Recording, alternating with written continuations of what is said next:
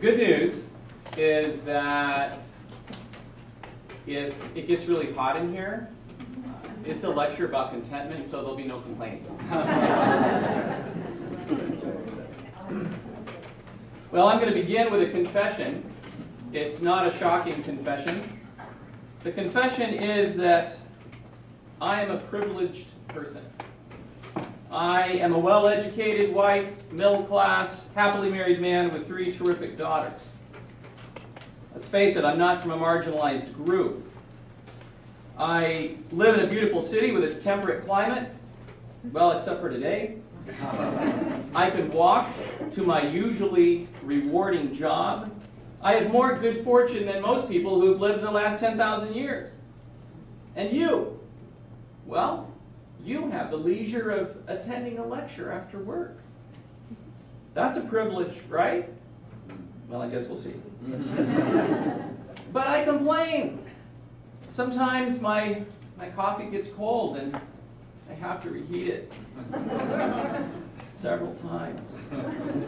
And I worry. I worry that I haven't been a good enough husband or father, and that I haven't sufficiently served the needy, and that my novels haven't sold well enough. And that my wife and I won't have enough money for retirement. That my knees or my back or my Achilles won't let me keep playing tennis. Or that even though I'm in a professional class in a technologically advanced nation, that I haven't really fulfilled my potential. Or that this speech will have too many long and burdensome sentences. But I don't mean to be glib, really. We all have many good reasons to worry, to be anxious about the economy and our work and our income, about global disaster, the future of the planet. And some, maybe even in this room, have suffered well beyond my darkest dreams. Maybe, certainly people, others around the world have been enslaved. We have homeless here in Santa Barbara. Some have been raped. And I too, in my own way, have suffered with alcoholism in my family and Alzheimer's. Chronic insomnia. I don't have the Alzheimer's, it's in my family, but I do have chronic insomnia. And other genuine worries. I mean, most of us worry a lot. And in our age of excess, or at least the excess that's presented to us in advertising, we are presented with many tantalizing options. Houses, cars, clothes, vacations, accessories. How do we cope? Is contentment possible? Is it even desirable? What is contentment anyway? Isn't it at odds with the pursuit of excellence? With good ambition? Yet, no matter what doubts we might have about contentment and its desirability, I think we often experience all kinds of discontentment, even debilitating envy. And maybe this is all we need to know to be motivated about contentment, that the alternatives aren't very attractive. But it's hard to be content in our times. Maybe it's harder to be content in our times than any other times previous to ours. I sometimes feel like I'm battling 1,000 charging soldiers, and all I've got is a cardboard shield and a paper sword. But that's our topic tonight, and I invite you with me to think about the nature of contentment. It's one of what I call the quieter virtues, ways of being and acting that in our culture tend to get shouted down by the noisier parts, the flashier parts, even what we might call the more vulgar aspects of our culture. And when we look there, we tend to miss what's on the other side of the continuum of noise, on the quieter side. So I want to draw attention to what we're leaving behind, the quieter virtues. And I'll focus tonight on one of these, contentment, and primarily in light of advertising, the source of many messages that we hear about who we should be and what we should expect in our life. Though, of course, I know full well that advertising is not the only cause of our discontentment. advertising is not evil. I mean, of course, we have always desired things.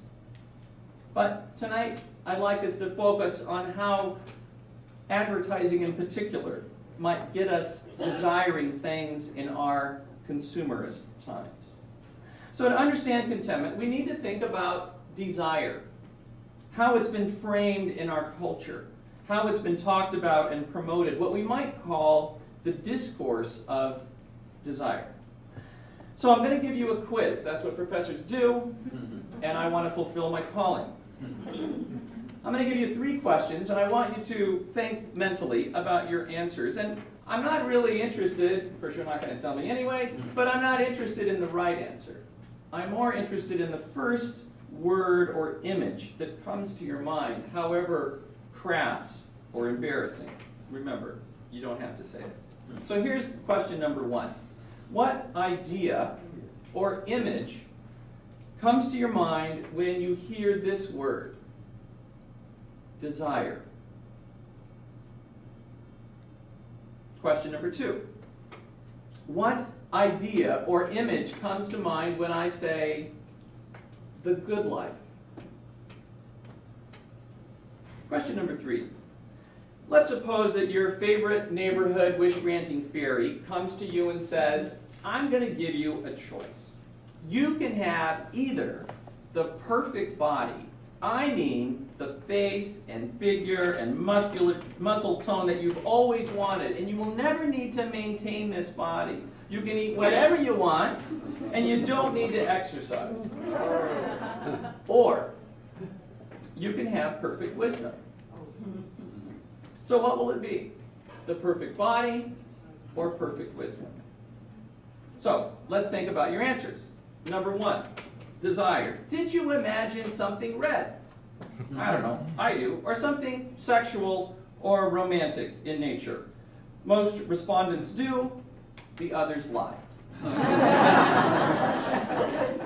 About number 2, the good life. What image came to your mind? Did you imagine an idyllic setting, a large house, a fine car, a spouse so fantastic others would faint if they saw him or her? Or the good life. Did you think about the place you are sitting right now? Number 3. Well, of course you know the right answer. I mean, you don't want to appear shallow, and you know that if you had perfect wisdom, you wouldn't worry about your body. And you don't feel any pressure about your body, right? I mean, there's nothing about being pure in body, or maybe stacked with abs. But the real question, the question behind the question, is much harder. Which occupies more of your time? Desiring a perfect body or desiring perfect wisdom? My point is that desire has been significantly co-opted in our culture by the advertising industry.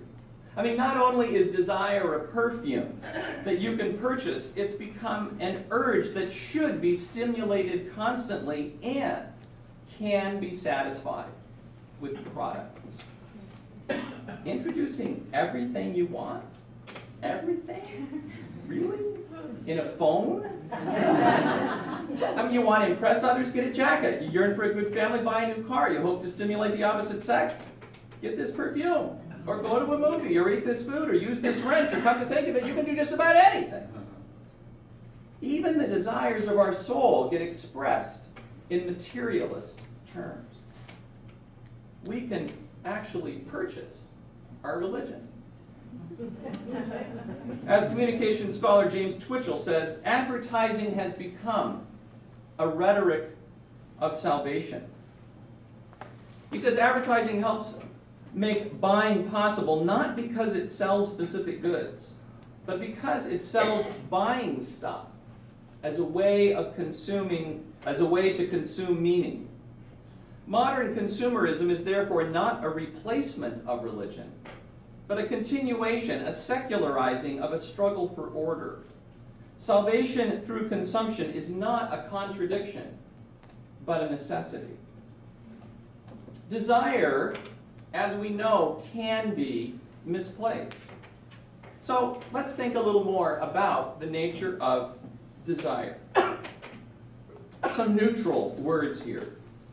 Desire, longing, yearning, wanting. And then some morally charged words. Craving, envy, lust. And there's an old word for misplaced desire.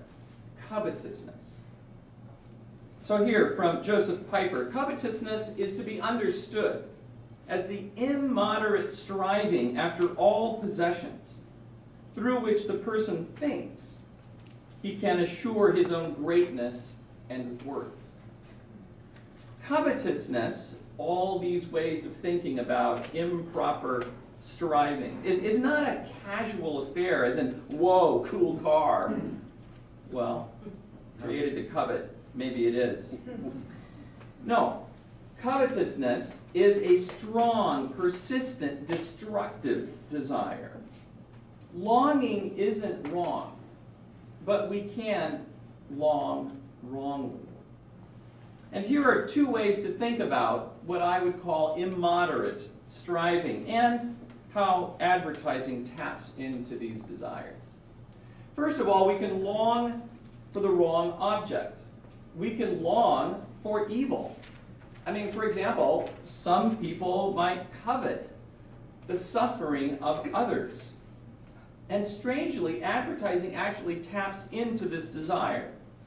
Here's an ad that seems to exploit our desire for murder or rape. There are actually many, many ads that feature a rape kind of image. And of course, we all know ads for Las Vegas often promote whole-scale decadence. Just a few weeks ago, we were watching an episode of Mad Men, and an ad came on during the show for Clorox. And there was this white shirt with a lipstick stain. And the lipstick stain gradually faded during the ad. And then the slogan came on, and it was this: getting advertising guys out of hot water for generations. I mean, the ad blessed adultery. So we can long for an object that is an evil. And we can also long for the wrong object, something that is just not morally available to us. We can long for things that we simply should not or cannot have. This is one of the strangest ads I've ever discovered. Motherhood is hot. And here she is wearing sexy maternity clothes. And I guess the idea is that you want to get guys in other relationships to gawk at you to the point of getting their girlfriends upset. I've been investigating this, and the clinical academic word for this is icky. Or we could focus inordinately on what we cannot attain. Things way beyond our means, or states well beyond our abilities, like not aging. Be ageless, the ad says. I mean, there's a fine way to discourage contentment. So we can long for the wrong object. We can also long for a good object wrongly. First, in an inappropriate way. We can want a good thing, let's say a new car, but go about it in problematic ways by stealing money from our kids' college account. The desired thing is fine. That's appropriate, but the method is at best questionable, and at worst, seriously immoral. And many ads, as we well know, don't really care about how they get us to find their product desirable. I mean, here's an ad for artistic dentistry.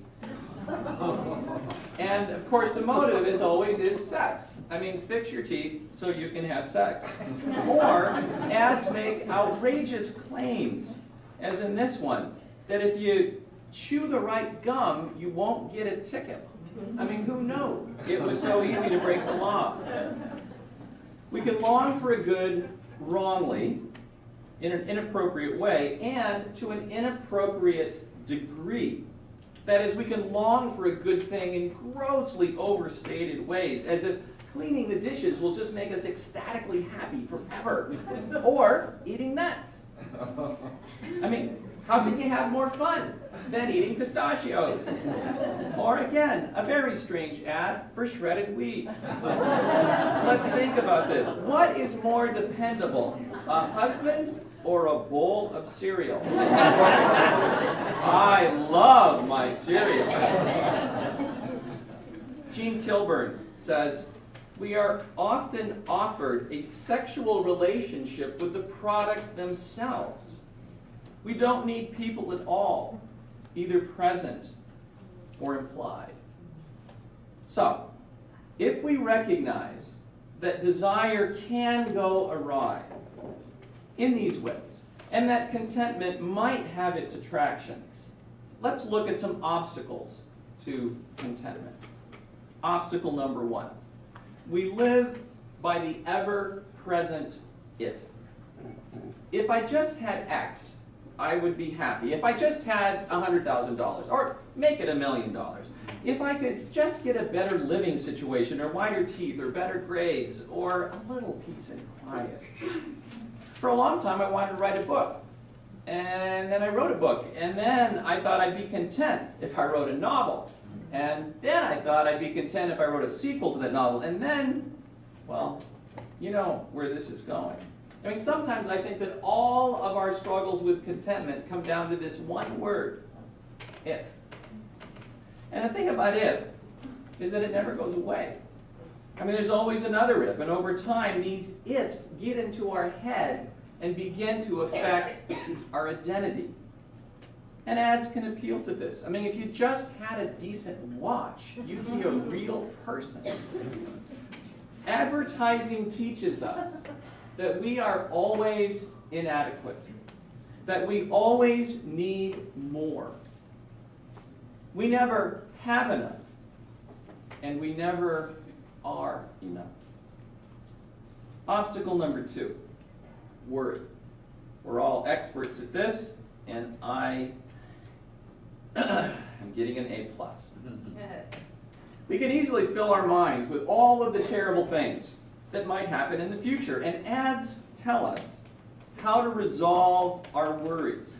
And by implication, that we should never have to really endure anything and never have to find anything worrisome.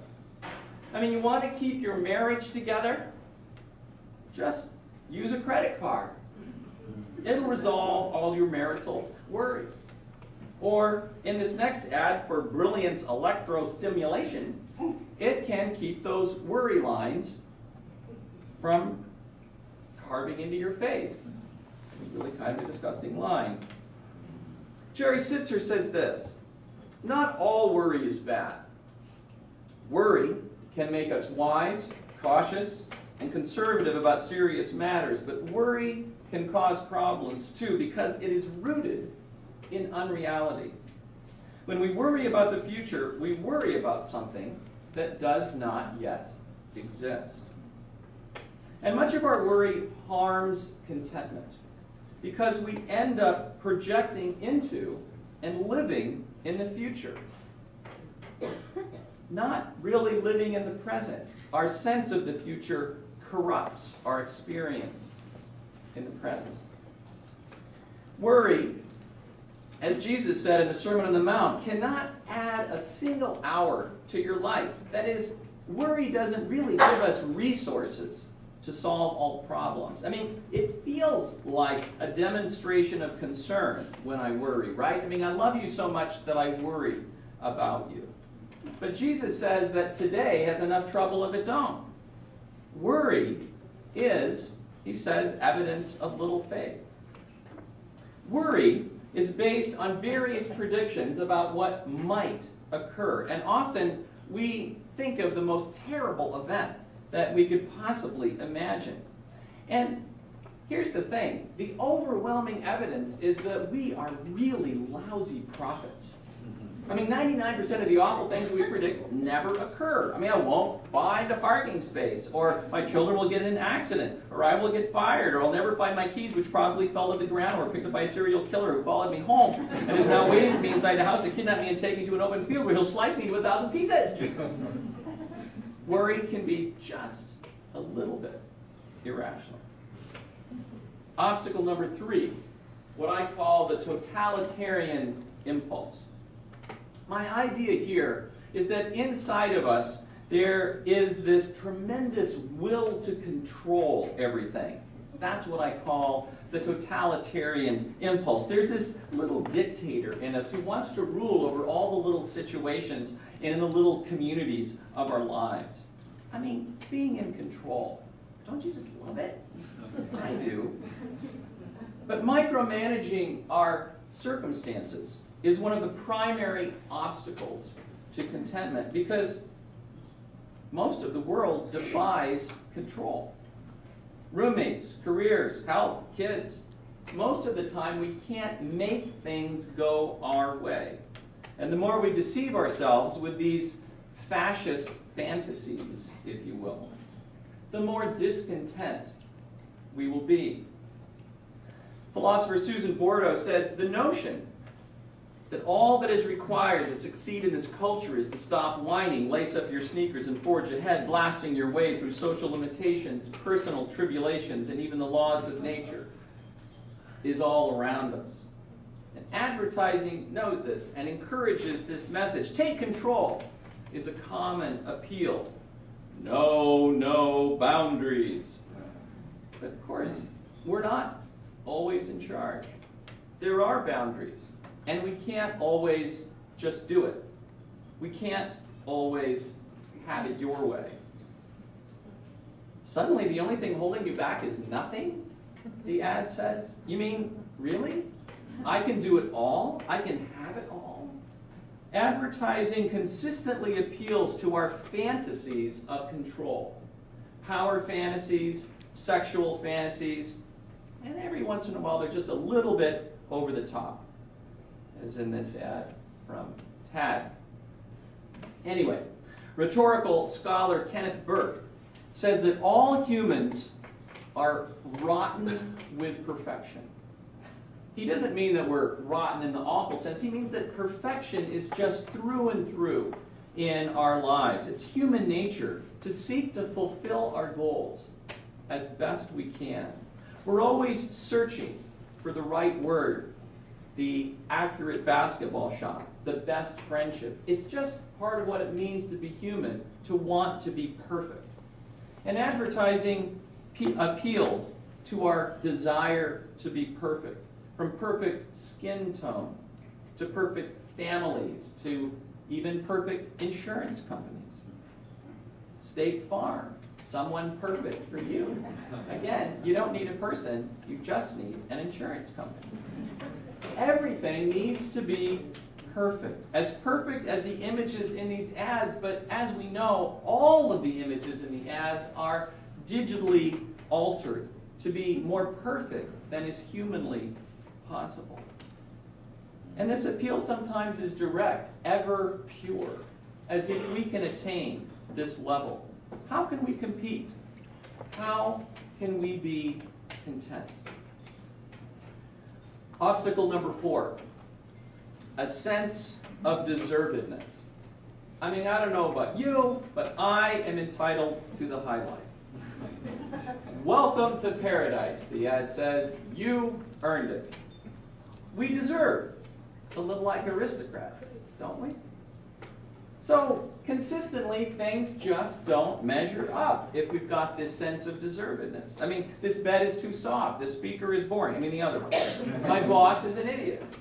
I mean, when will somebody hire me for what I'm worth? And if you're thinking, oh yeah, I know a few obnoxious whiners, consider this.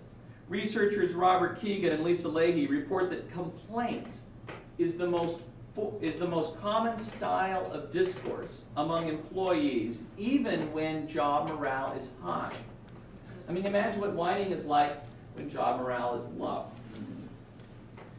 Whining about a pesky gnat that's in our face is not the same as protesting human trafficking. And we can't tell the difference when every pebble in our path is a giant boulder of injustice. Maybe, just maybe, that we have a sense of deservedness. So, given these ways of thinking about desire and these obstacles to contentment, let's turn our attention to this virtue proper. Here's my definition of contentment. Contentment is the strength hope gives us to pursue the satisfied life in a satisfying way. There's a submissive, did I say it wrong? The unsatisfied. Okay, it's my definition. I'm going to get it right. But good reading. I really appreciate that. Contentment is the strength hope gives us to pursue the unsatisfied life in a satisfying way. There's a submissive willfulness here and involved detachment. And I want to make my case for these paradoxes by walking through the definition phrase by phrase. So first of all, pursuing the unsatisfied life. I mean, you have to be thinking, what's so good about the unsatisfied life? I mean, that's what I'm trying to avoid. And at face value, of course, I agree. But I mean something a little below the surface here. 3 aspects of the unsatisfied life. So first of all, living the unsatisfied life means we reckon with the idea that our planet is broken, that it is violent and self-seeking, prone to disease and frustration. It is a difficult world. I mean, we know this. But our expectations scream at us that everything ought to go well. I mean, that's the way I think every day. Everything ought to go perfectly today. We have such extravagant expectations. And in The Road Less Traveled, Scott Peck says that many of our disappointments would not exist if we acted as if we believed one simple phrase: life is difficult. But advertising wants to convince us that products can make life consistently easy, always get progressively better, and entirely fulfill us. But I'm sorry to report that we are all going to die. I know, it's news. And we will all suffer along the way. Dying young is a tragedy. Dying old guarantees that we will endure a lot of pain. Although I find tremendous joy in my family and my work and my hobbies, I experience some measure of death every day. What else should I expect? Second, living the unsatisfied life means that some things ought to trouble us. Civil rights leader Andrew Young tells the story of the Morehouse College days of his friend Martin Luther King Jr. There, college president Benjamin Mays preached regularly. And one of the things Martin Luther King would say is that Mays often said this: God, spare me the satisfied life. Spare me from the satisfied life. To Mays, the satisfied life was the life of complacency, of resignation. He preached that we should not be satisfied with injustice or poverty. He wanted to live the unsatisfied life, a life that did not passively accept discrimination, poverty, or greed. Living the unsatisfied life means that some things ought to bother us. In fact, a complacent contentment is an affront to everyone who suffers. Contentment, whatever it is, I don't think it can be the same thing as being resigned to fate or unmotivated by life or somehow naturally blasé. We can be content and deeply care about how the world suffers. Third way of living the unsatisfied life, it means that we realize that our fulfillment will not arrive in some form of new circumstance. This world is incomplete. We don't believe that we will finally be happy when we receive circumstances that will change and we win some glamorous prize. We are not to put our hope in the ridiculous promises that some BMW is going to solidify our reputation forever, or that losing 10 pounds will make us lovable. The good news about all three aspects of living the unsatisfied life is that contentment does not require us to pretend that everything is fine, that all is well. Contentment is not blind optimism. On one level, we must live the unsatisfied life. The question is, how do we live it? So let's look at this next word, pursue. Contentment is the strength hope gives us to pursue the unsatisfied life in a satisfying way. Pursuing, being ambitious for, driving toward, longing after, all these things are good. These are good activities. Though unsatisfied, we keep trying. And falling short is no reason to cease striving, as if somehow striving were at odds with contentment. I mean, any more than we should stop walking because we tripped a few times, or stop attempting to be patient because of our last outburst of anger. Contentment is not like a comic that I saw once. There's a guy watching TV in this completely trashed room, and a guy walks in and says, "What are you watching?" And he says, "I'm watching Mr. Rogers because he likes me just the way I am." Pursuing the good is good, and it must be part of contentment. Next part of the definition. Contentment is the strength hope gives us to pursue the unsatisfied life in a satisfying way. Contentment is a child of hope. If our hope is healthy, we can rest in the present. We can live in the limitations of today when we know that things will work out tomorrow, or eventually in the 1,000 tomorrows of heaven. But today we seem to suffer the irony that the greater our affluence, the less hopeful we seem to be. It's odd, isn't it, that more begets the need for more. I mean, when I had only 5 shirts in my closet, I laughed at the luxury of having 30. Well, now that I've got 30, I don't know, I could use a few more. So in one sense,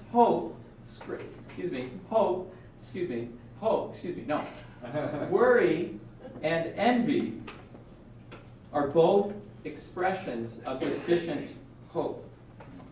If the present is all in all, and we feel deprived or wounded in the present, we tend to compensate for our anxiety or boredom with false hopes, food, busyness, flashy images, or incessant music.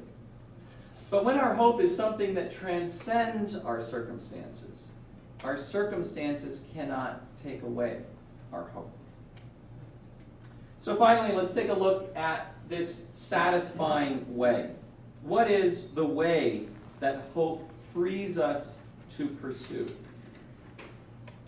I want to say that the chief practice, the satisfying way for the virtue of contentment, is ars morendi, a Latin term for a medieval discipline that translates into this: the art of dying well. The Black Plague, brutal war, high infant mortality, no antibiotics.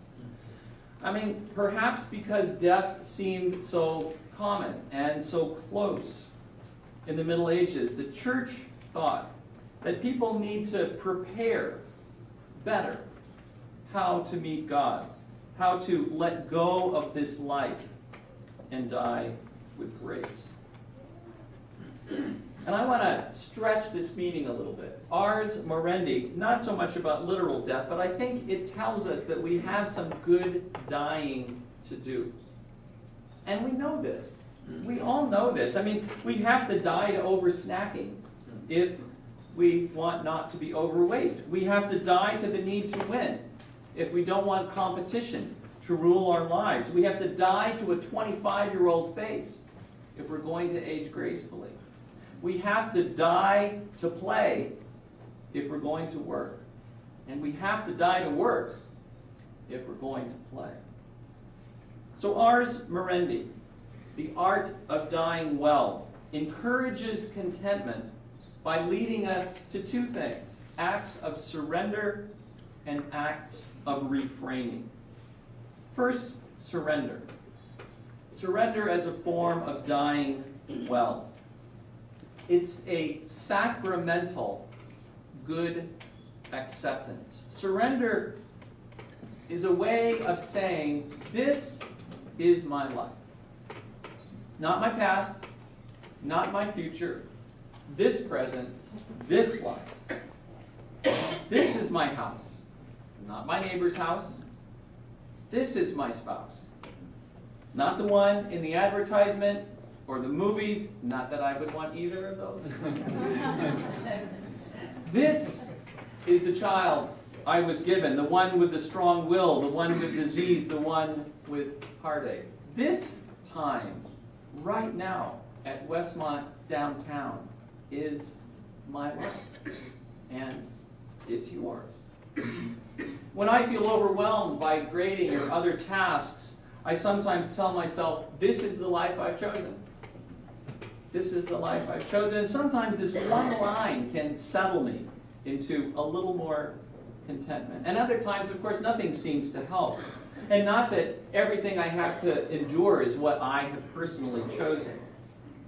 But through it all, I want, at the very least, to be able to say, this is the situation in which I am being instructed.